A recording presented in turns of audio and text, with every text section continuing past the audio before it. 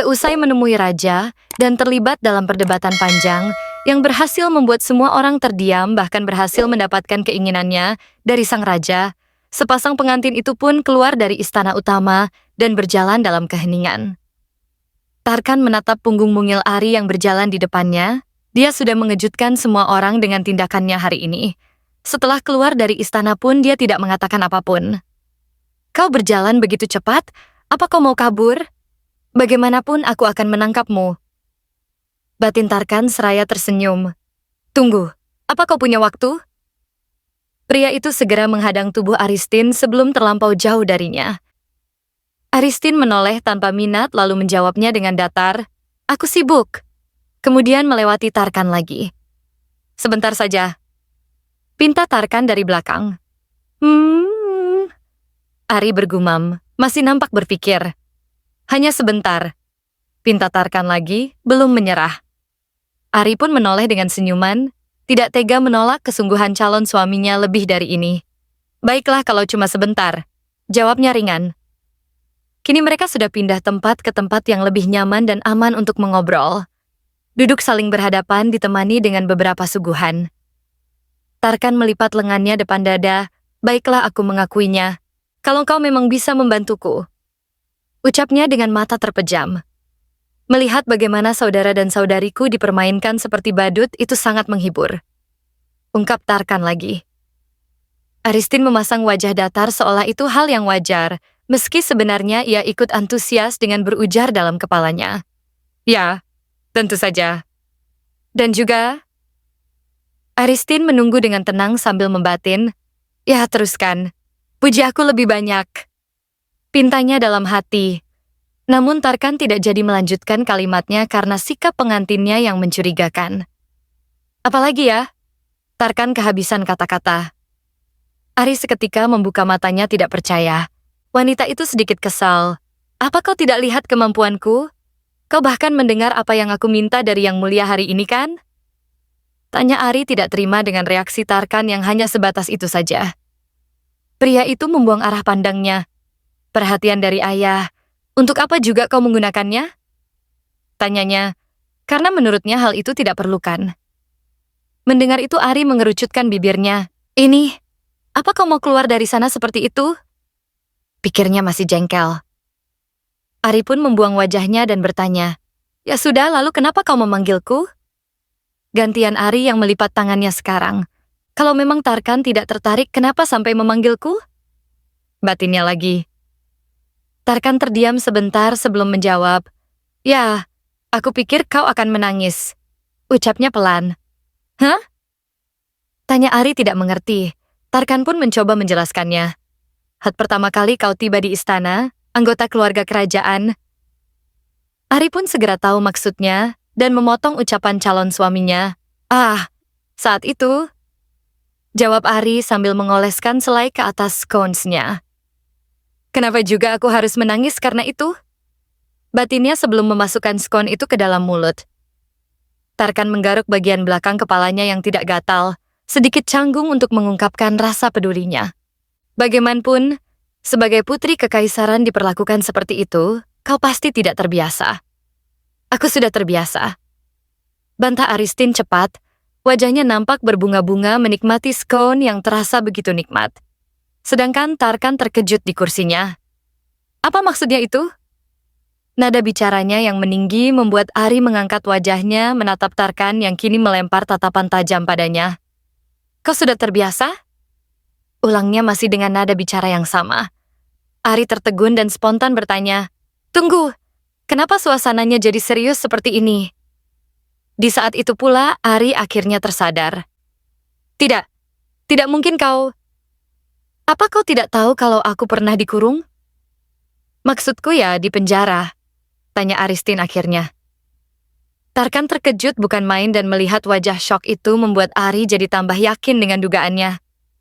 Wah, jadi dia sama sekali tidak tahu? Anggota kerajaan yang lain saja tahu kenapa dia tidak? Ari tidak habis pikir. Saat pertama kali tiba di istana, aku melihat sesuatu dalam mata kaisar. Percakapannya dengan Diona waktu itu pasti bukan hanya karena aku gadis yang kotor, tapi juga rumor kurungan 10 tahun kan? Kalau dipikir-pikir lagi, siapa juga yang mau menikah dengan orang yang menghabiskan waktunya dalam kurungan? Mendengarnya saja sudah mengerikan. Batin Ari lagi. Tapi sepertinya aku tahu apa yang dikhawatirkan oleh pelangganku sekarang. Ari pun membuka mulutnya lagi untuk meluruskan semuanya. Pertama-tama, kita adalah pasangan yang akan segera menikah. Untuk itu kita harus menyelesaikan beberapa hal. Ujarnya dengan mata terpejam. Aku akan bertanya langsung padamu. Pangeran Tarkan, apa kau menginginkan terjadinya perang? Tanya Ari sungguh-sungguh. Tarkan terkejut. Apa? Melihat bagaimana reaksi Tarkan, Ari membatin. Ini adalah masalah yang amat serius, maka kau harus menjawabnya dengan benar, Tarkan. Selagi kita bersantai seperti ini, Sylvanus sedang bersiap untuk perang. Bahkan di antara barang-barang yang aku bawa, ada racun yang sangat mematikan, dan itu disiapkan untuk membunuhmu. Dan jika rencana itu tidak berjalan sesuai harapan, maka racun itu akan berbalik digunakan untuk membunuhku. Keduanya sama-sama merugikan kita, bukan? Di tengah-tengah pikiran Ari yang cukup rumit, para dayang dari Sylvanus terlihat asyik memandangi arsitektur bangunan yang unik khas kerajaan Irugo. Nona Brody pun sibuk bertanya ke sana kemari apakah ada terapis yang hebat yang sekiranya mampu membuat wajahnya kembali seperti semula tanpa bekas luka. Ini jauh berbeda dengan apa yang saya pikirkan. Ucapan seseorang membuat dayang oren menoleh. Pria yang dikatakan seperti monster itu ternyata sangat tampan. Timpalnya setuju. Mereka berdua membayangkan kembali sikap gagah berani Tarkan yang datang seperti pahlawan kesiangan. Namun bagi mereka, Aristin tidak layak untuk Tarkan. Kini Nona Brody ikut dalam obrolan, cepat atau lambat dia akan kehilangan minat dengan putri. Tangannya bersidekap dada. Dia kan sudah dikurung selama itu, pasti dia menjadi gadis yang sangat membosankan. Tambahnya lagi, dia pasti tidak akan bisa berbuat apa-apa. Dan sebagai pelayannya, kita harus bisa melayani suami putri dengan baik. Seru mereka tanpa rasa malu, hohoho dengan segenap hati.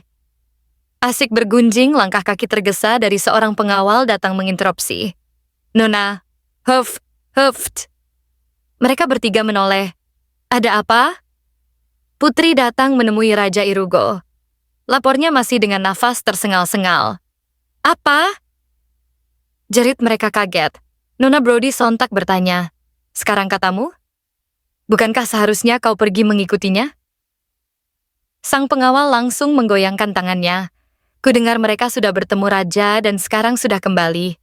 Sekarang dia sedang berbicara dengan pangeran barbar itu sendirian. Jelasnya panjang lebar. Dayang oren nampak begitu kesal, ia sampai menggigit bibirnya. Putri sialan itu! Apa dia masih belum tahu posisinya saat ini? Kembali ke tempat di mana Ari dan Tarkan berbincang. Tarkan memandangi Ari sesaat barulah ia menjawab. Tentu pasti ada yang menginginkan terjadinya perang, tetapi aku tidak. Mimik wajahnya penuh dengan kesungguhan, berusaha meyakinkan Aristin. Baiklah kalau begitu. Kenapa kau menanyakan hal itu? Tanya Tarkan penasaran. Ari menghela nafas dengan mata terpejam, karena cara termudah memulai perang adalah dengan membunuhku. Jawaban Ari yang belak-belakan membuat Tarkan membulatkan kedua matanya. Tangannya terkepal. Itu bukan satu-satunya cara. Timpal Tarkan tidak suka dengan ide itu. Benar. Ari setuju dengannya. Tangannya mengambil skon lagi lalu melanjutkan kalimatnya. Bisa saja aku jadi mata-mata dan memberitahu Sylvanus, atau aku juga bisa mencoba membunuhmu di saat kau lengah. Tapi bibirnya mengunyah skon dengan perlahan. Kenapa aku harus melakukan hal yang berbahaya dan menguntungkan Sylvanus? Lagi pula Kaisar membenciku. Jelasnya setelah berhasil menelan skon tadi. Itu artinya, datang dengan penampilan seperti itu bukanlah keinginanmu? Tanya Tarkan to the point. Benar. Dan fakta bahwa calon istrimu ini pernah dikurung adalah hal yang mudah untuk dicari tahu. Balas Aristin yang merasa sebaiknya Tarkan mengetahui hal paling mendasar itu. Tarkan menyilangkan tangannya dengan raut wajah serius. Ini bukanlah topik pembicaraan yang bisa dibicarakan dengan mudah.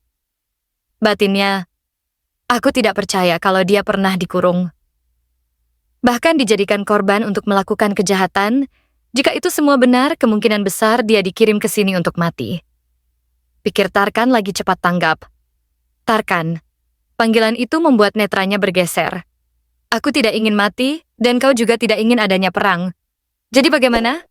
Bukankah kepentingan kita cocok? Aristin menyatukan telapak tangannya, menatap calon suaminya lekat. Di saat yang sama Tarkan langsung teringat dengan ajakan dan juga perkataan Ari sebelumnya. Jadi inilah maksud sebenarnya. Keteguhan hati, hubungan yang saling menguntungkan dan juga sikap acuh yang ditunjukkan seolah dirinya baik-baik saja. Tarkan pun segera menarik kesimpulan. Jadi, maumu seperti itu? Kau ingin aku membantumu agar kita bisa saling menguntungkan satu sama lain? Tanyanya. Benar sekali, jadi bekerja keraslah demi keselamatanku, karena ini menyangkut perdamaian dunia. Jawab Aristin menggebu-gebu. Merasa lega sekaligus senang akhirnya Tarkan mengerti bagaimana kondisi dan situasinya saat ini. Astaga. Jadi percakapan panjang ini, hubungan bisnis yang dia maksud adalah memintaku untuk melindunginya? Tarkan tidak habis pikir. Ini bukanlah hal yang pantas untuk diminta, karena setelah kau jadi istriku, itu sudah menjadi kewajibanku untuk melindungimu. Tarkan memegangi keningnya, merasa pusing. Aku tidak tahu bagaimana kau diperlakukan selama ini di Sylvanus. Awalnya aku mencoba untuk tidak peduli karena ini hanya pernikahan politik demi perjanjian perdamaian saja. Meskipun kau dihina, itu tetap membuatku kesal, karena kau mampu bersikap tenang setelah apa yang terjadi. Tarkan mengepalkan tangannya kuat, merasa jengkel memikirkan semua itu. Di sisi lain, Ari tidak yakin apa ia boleh menghabiskan scone, nah? Namun ia tetap memakannya karena rasanya yang enak. Kini tenggorokannya terasa sakit karena terlalu banyak bicara, memaksakan diri untuk terus tersenyum juga membuatnya rahangnya pegal. Ari memang tidak terbiasa. Ari memperhatikan Tarkan yang sibuk dalam pikirannya sendiri. Ya bagaimanapun aku bersyukur karena dia adalah pria yang mudah diajak bicara. Ekspresinya juga tidak sekeras waktu pertama kali.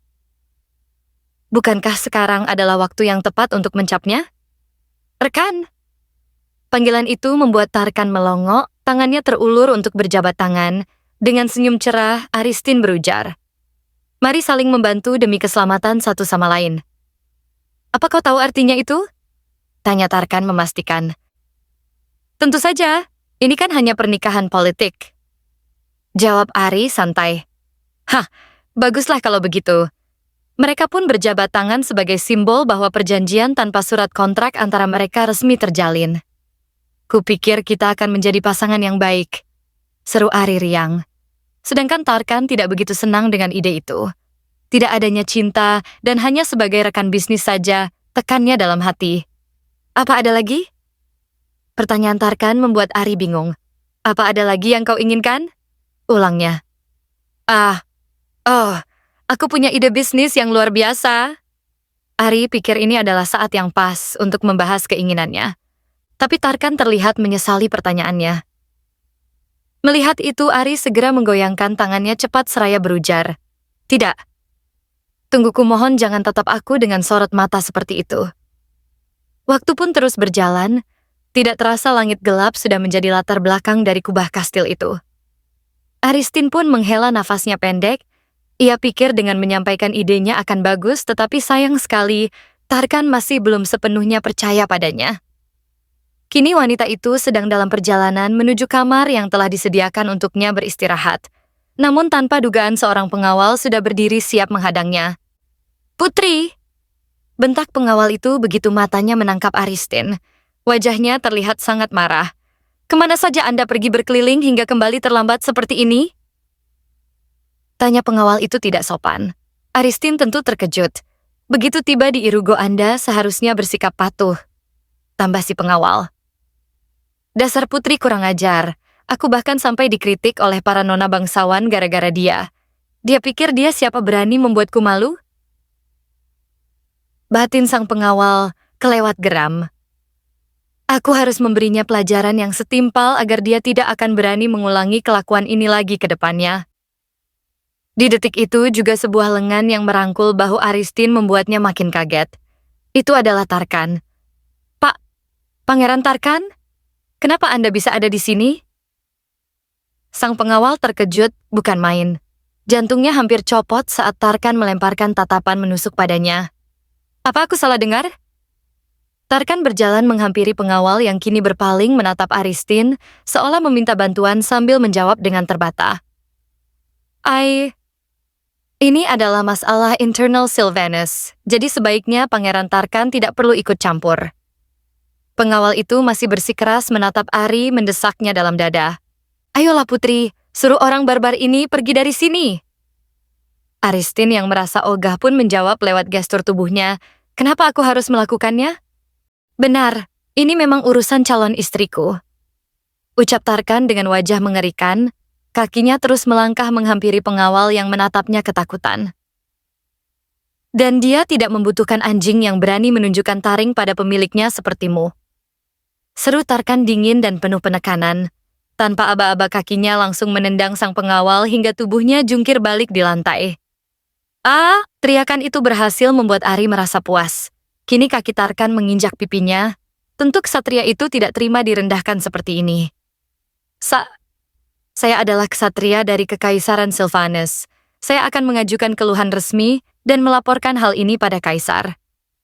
Ucapnya penuh ancaman. Benar. Jawab Tarkan spontan menoleh ke Aristin.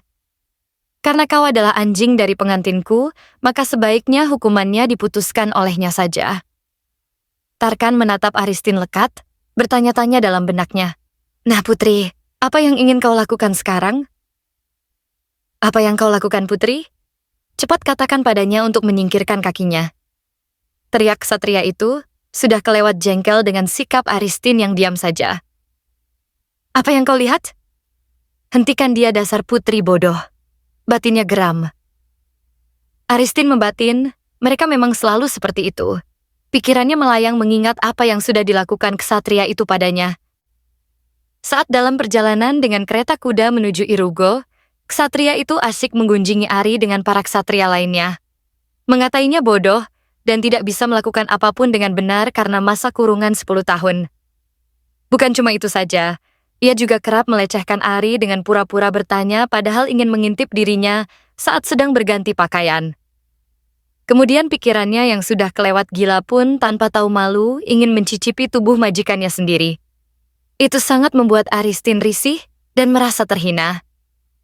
Lalu sekarang di saat begini kau ingin bantuan dariku? Itu hanya akan terjadi dalam mimpimu saja.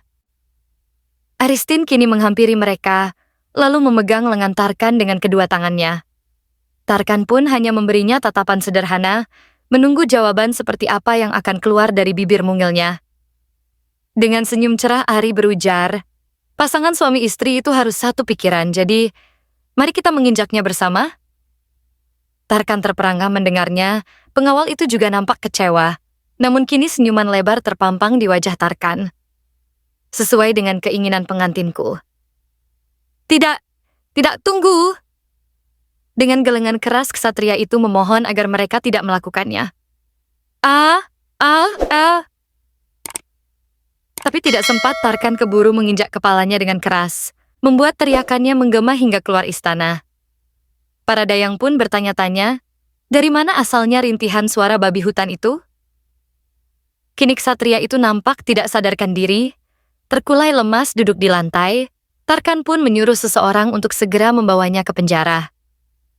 Sementara Ari memandangi tangannya, masih dapat merasakan seberapa keras lengan Tarkan meski sudah tidak memegangnya. Mungkin karena pengalaman Tarkan dalam bertarung selama ini yang membuatnya memiliki lengan kokoh seperti itu, pikirnya lagi. Mata mereka berserobot beberapa detik lalu Tarkan mengalihkan pandangannya karena malu telah memperlihatkan sisi kejamnya di depan Ari. Ya kalau diingat-ingat lagi, wajahnya begitu menikmati sensasi saat menendang atau menyiksa seseorang. Aku menghormati kegemaranmu itu, Tarkan. Ucap Ari dalam hati, jelas wanita itu salah paham. Meski sedikit cabul, kau tetaplah orang yang baik. Ari menatap Tarkan berbinar-binar. Sedangkan pria itu merinding di sekujur tubuh merasa adanya tatapan jahat dari Ari. Melihat kelakuan mereka, sang pelayan sampai ikutan heran. Sekarang Ari sudah memasuki kamarnya, Ruangan megah dengan furniture dan arsitektur yang unik, ciri khas Irugo sekali. Jadi ini adalah kamarku? Ari memandangi langit-langit kamar beserta isinya. Melihat bagaimana kamar itu begitu bersih dan rapih, meski hanya kamar sementara saja, tapi cukup untuk membuat Ari merasa sangat disambut dan dihormati oleh orang-orang Irugo. Padahal semua orang di Sylvanus bilang bahwa dirinya dikirim ke Irugo untuk mati, tapi dengan mengingat kebaikan serta sikap ramah dari para dayang Irugo, membuatnya sedikit terhibur. Aku benar-benar bersyukur untuk yang satu ini. Batin Ari tersenyum lebar. Namun sebuah panggilan membuyarkan lamunannya. Putri! Ternyata itu adalah suara Nona Brody. Aristin menatapnya kaget. Kenapa? Tanyanya bingung. Apa maksudnya kenapa? Nona Brody berteriak, seolah pertanyaan itu begitu konyol. Selagi kedua dayang di belakangnya sibuk menutup pintu. Aku sudah memanggilmu berulang kali, tapi kau sama sekali tidak menjawabnya. Sudah kuduga rambutmu yang panjang itu seharusnya dipotong saja. Ujarnya lagi menghardik Ari. Apakah semua dayang Irugo sudah pergi? Bisik dayang Oren dan perempuan di sebelahnya mengangguk lumrah. Ya, mereka semua sudah pergi. Ari menatap mereka tanpa ekspresi. Putri, bukankah ada sesuatu yang ingin Anda katakan pada kami? Tanya dayang Oren yang kini bertolak pinggang. Mereka semua memelototi Ari, menyudutkannya. Scene pun selesai. Dari sini kita bisa tahu gimana pandangan Tarkan yang berubah drastis ke calon tunangannya gara-gara terkuak semua alasan dan tujuan Ari dikirim ke Irugo. Meski masih ada sedikit salah paham, tapi mereka kompak dan sepakat buat saling bantu satu sama lain demi melindungi diri mereka juga pastinya. Dan yang paling menarik adalah, setelah pengawal kurang ajar itu dihajar langsung sama Tarkan, kini para dayang yang belum tahu kabar itu berani buat ganggu Ari bahkan menekannya. Gimana ya kelanjutan dari perjalanan Ari di manhwa ini? Tonton di episode berikutnya ya. Thank you for watching. Subscribe for more. See you whoever's.